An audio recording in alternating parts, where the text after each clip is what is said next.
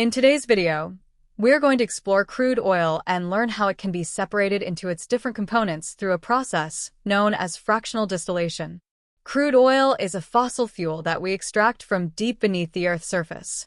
It is essentially a complex mixture made up of many different chemical compounds, almost all of which are hydrocarbons, meaning they are composed solely of hydrogen and carbon atoms.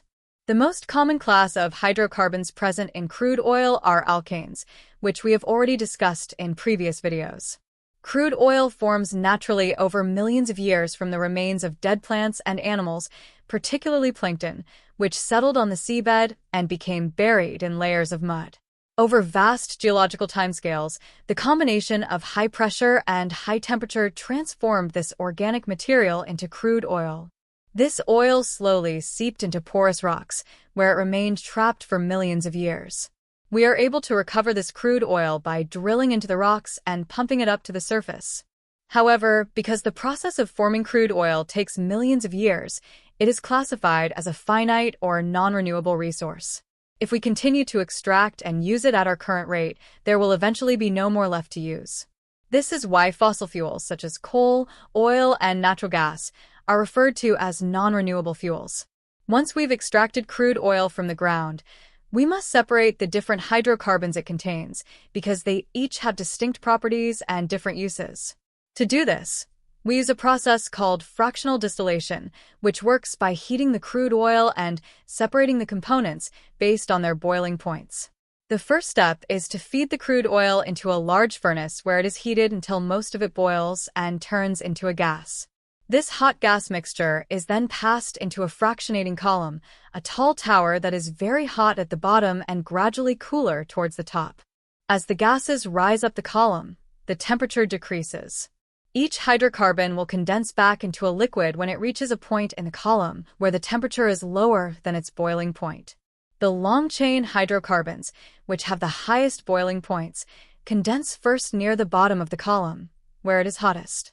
These include substances like bitumen, which is used for road surfacing, and heavy fuel oils, which are later refined into products such as lubricating oils, heating oils, and marine fuels. In contrast, short-chain hydrocarbons have much lower boiling points, so they remain gases for longer and rise higher up the column before condensing. These shorter chains give us useful fuels like diesel, petrol, also known as gasoline, and kerosene, which is used in jet engines.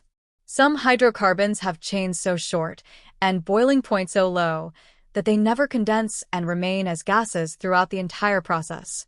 These are collected at the very top of the column. For instance, liquefied petroleum gas, LPG, is a mixture of such gases, primarily propane and butane, which are very short-chain alkanes. When we compare these different groups, or fractions, we find that those collected at the top of the column, which have shorter chains, are the most flammable and therefore make the best fuels.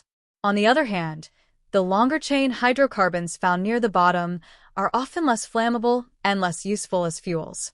Instead, they may be used directly for other purposes or broken down into smaller, more useful hydrocarbons in a process called cracking, which we'll cover in the next video. Before we wrap up, it's worth noting that in addition to their role as fuels, hydrocarbons from crude oil, referred to collectively as petrochemicals, are also used as feedstock, or raw materials, in the petrochemical industry. These feedstocks are used to manufacture a wide range of products such as solvents, lubricants, polymers, and detergents. To summarize, crude oil is a non-renewable mixture of hydrocarbons formed from ancient biological material. Through the process of fractional distillation, it can be separated into various useful components based on boiling point. The shorter hydrocarbons rise higher in the column and tend to be better fuels, while longer hydrocarbons are heavier and less flammable. Many of these products are not only used directly, but also serve as the building blocks for countless materials and chemicals in modern industry. That's all for this video. If you found it helpful, don't forget to share it with your friends and subscribe for more. We'll see you next time.